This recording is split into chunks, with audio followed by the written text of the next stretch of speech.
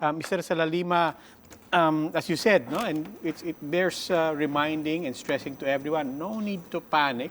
And we have this show and many shows, not just us, precisely trying to clear the air. At the same time, people are also, let's say, overly cautious to the point that a lot of things are being disrupted.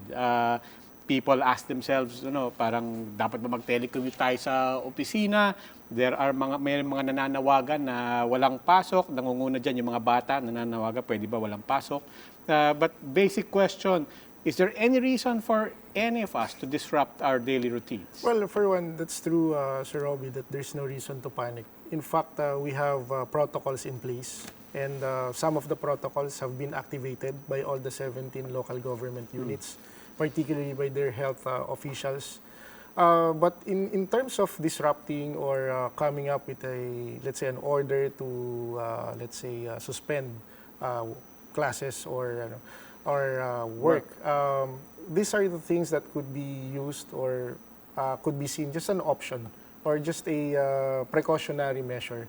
Because at this point in time, the Department of Health has no pronouncement of any epidemic or pandemic at this point in time. In fact, earlier when I was in Congress during the hearing for Metro Manila Development by Congressman Lopez, he has categorically asked DOH if there is a reason to suspend classes. And DOH is saying that at this point in time, there is none. In fact, it was pointed out that during the SARS outbreak and MERS-CoV, MERS-CoV has even a higher fatality rate than what we have right now, the nCoV.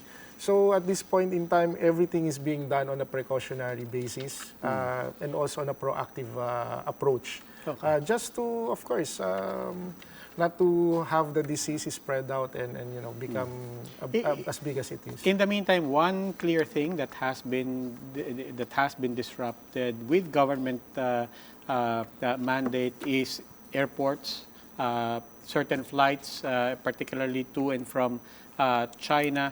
Are we monitoring anything else? Is there any chance of that action being expanded or revised? Well, on the part of the MMDA, since we are on the Metro Manila, we're focusing on Metro Manila as it is within our mandate. We are definitely looking at the airports and the seaports as the port of entry for all of these foreigners, which might carry the disease. But then again, we are very confident with the actions being undertaken by MIAA and CAAP under the Department of Transportation. One thing that we wanted to highlight as well right now is that this is a whole of government approach. This is not just a DOH, and the good thing about this is all of the government agencies are working hand in hand, and we are all talking to each other. And like for Metro Manila, the MMDA is composed of the 17 LGUs plus the regional agencies. And all of us are talking in one Viber group and updating each other. And if there's like for one, there's an incident in one LGU the other night that there's two suspected persons that having this virus and they are to be checked in a hospital and nanggugulo daw po at saka nagwawala. So right then and there po, nagtulungan, DILG was there, they were able to send immediately the police to pacify those two dahil ayaw po nilang magpa-test, yung swab test na tinatawag.